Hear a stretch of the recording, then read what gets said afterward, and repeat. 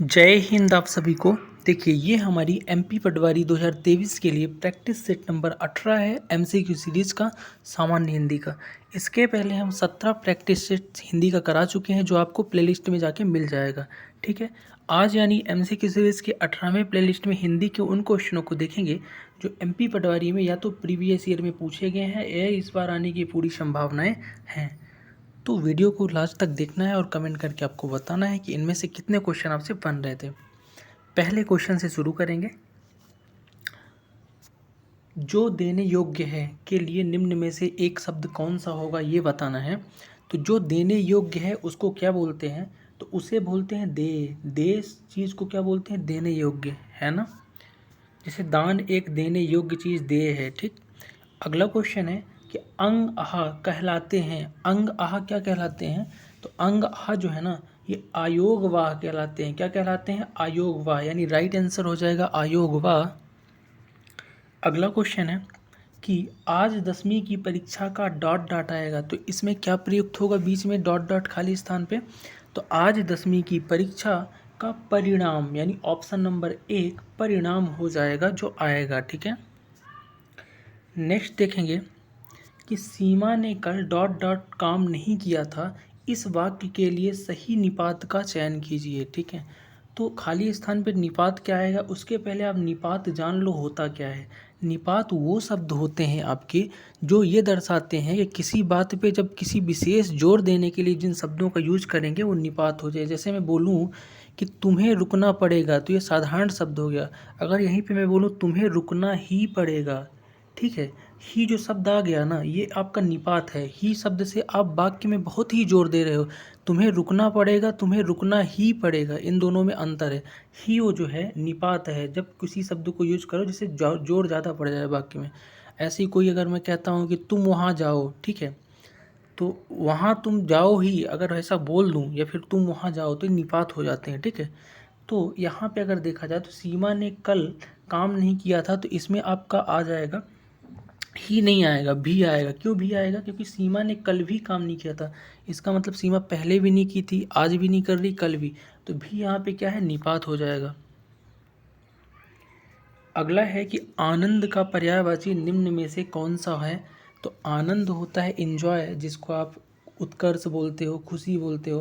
तो आनंद का पर्यायवाची हो जाएगा प्रमोद। प्रमोद मतलब आनंद, इसका राइट आंसर हो जाएगा प्रमोद।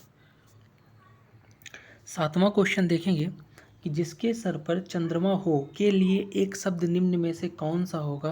यानी जिसके सिर पर चंद्रमा हो, चांद हो, तो चंद्रशेखर। चंद्र जो है जिसके शिखर पर, यानी चंद्र है शिखर पर जिसके, यानी चंद्रशेखर भगवान शिव की बात करें जिनके सिर पर क्या है? चंद्रमा है, तो चंद्रशेखर इसका राइट आंसर होगा। 8th नंबर देखेंगे कि स्वर रहित व्यंजन लिखते समय उसके नीचे क्या लगाते हैं? स्वर रहित यानी जिसमें स्वर न हो ऐसा व्यंजन। जैसे अपन का लिखते हैं ना, साधारण का को जब आप विच्छेद करोगे तो का धन आ में करोगे हलंत लगा के। लेकिन अब जो है ये जैसे का है, का ये का धन आ, तो ये हलंत जब लग जाता है तो ये आपका स्वर रहित, स्वर तो मैंने आ अलग कर दिया है, ठीक है, तो ये स्वर रहित व्यंजन हो गया। तो वही पूछा है कि स्वर रहित व्यंजन में क लगाते हैं नीचे, तो नीचे हलंत लगाते हैं। इस डैश को क्या बोलते हैं? हलंत बोलते हैं किसी भी अक्षर के नीचे, तो हलंत इसका राइट आंसर हो जाएगा। 9वां नंबर क्वेश्चन है कि परिच्छेद का संधि विच्छेद निम्न में से कौन सा है? परिच्छेद यानी परिधन छेद, तो परिधन छेद इसका राइट आंसर हो जाएगा कौन सा? ये वाला ऑप्शन, ये वाला आपका ऑप्शन नंबर 3 परिधन छेद, ये आपका परिच्छेद का राइट संधि विच्छेद होगा।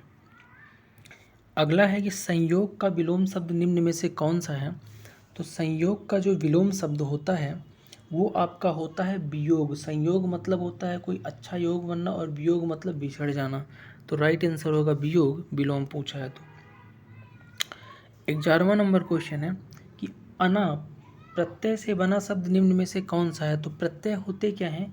वे शब्दांश जो किसी शब्द के आखिरी में जुड़ के शब्द का रूप या अर्थ बदल दें वो प्रत्यय होते हैं।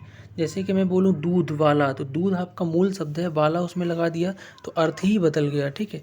इसी तरह से पूछा है कि अना एक प्रत्यय है और ये शब्द यानी किस शब्द में ये प्रत्यय लगा है?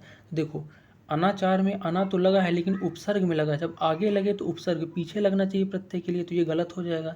अनचाहा भी गलत होगा, अनावश्यक भी उपसर्ग अना लगा है, लेकिन वंदना जो है ना, वद धन अना जो ये है ना, तो इसमें आपका प्रत्यय लगा है, लास्ट में अना लगा है, ठीक है। तो राइट आंसर वंदना हो जाएगा। 12वां नंबर क्वेश्चन देखेंगे कि चंद्रभाल, चंद्रभाल शब्द निम्न में से कौन सा समास है। तो चंद्रभाल में समास बताना है, तो इसमें बहुव्रीहि समास हो जाएगा। कौन सा समास हो जाएगा? बहुव्रीहि समास इसका राइट आंसर हो जाएगा। और बहुव्रीहि समास कहाँ होता है? जब आपके कोई भी पद प्रधान ना हो, पूर्व व उत्तर दोनों पद प्रधान ना हो, ठीक है, और दोनों मिलके किसी तीसरे की तरफ इशारा करें, तो वहाँ बहुव्रीहि समास होता है, ठीक है। चलिए, तो बहुव्रीहि इसका राइट आंसर हो जाएगा। अगला क्वेश्चन है कि नाक पर गुस्सा मुहावरे का अर्थ निम्न में से कौन सा है। तो कहते हैं ना कि उसके तो नाक पे ही गुस्सा बना रहता है, तो नाक पर गुस्सा मतलब कि तुरंत क्रोध आ जाए, यानी कि अत्यंत जल्दी क्रोध आ जाए, उसको बोलते हैं नाक पे गुस्सा, ठीक है। 14वां क्वेश्चन है कि सामाजिक का शुद्ध रूप निम्न में से कौन सा है, आपको बताना है।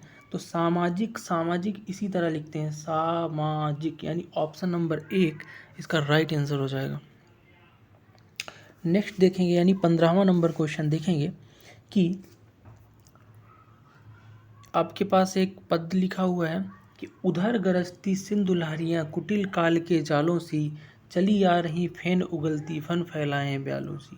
ये जो पंक्तियां हैं इसमें रस पूछा है, तो अगर आप इस पंक्तियों के भाव को बड़े ध्यान से देखेंगे ना, तो आपको इसमें पता चलेगा कि कहीं ना कहीं देखो, उधर गरजती सिंधु लहरियाँ यानी लहरें आ रही हैं, कुटिल काल की जाल जैसी लहर आ रही हैं, फेन उगल रही हैं, ठीक है। तो ये जो लहरें आ रही हैं तो कहीं ना कहीं विनाश का संकेत है। जब विनाश का संकेत होगा तो आपको होगा भय। जब भय नामक आपके अंदर भय आएगा तो आप, तो इसका राइट आंसर हो जाएगा भयानक रस, यानी कि इसमें भय की बातें हो रही हैं, कहीं ना कहीं डरावनी बातें हैं, तो भयानक रस इसका राइट आंसर होगा, जिसमें भय नामक आपका स्थायी भाव है।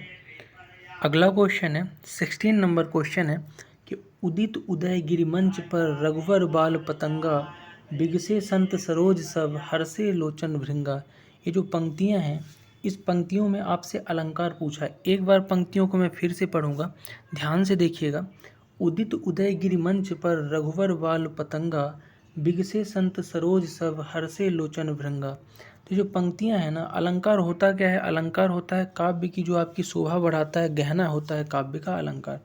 तो इसमें से आप जब देखोगे ना, तो आपका रूपक अलंकार की बातें होंगी, ठीक है, रूपक अलंकार, ठीक। तो रूपक अलंकार इसका राइट आंसर हो जाएगा।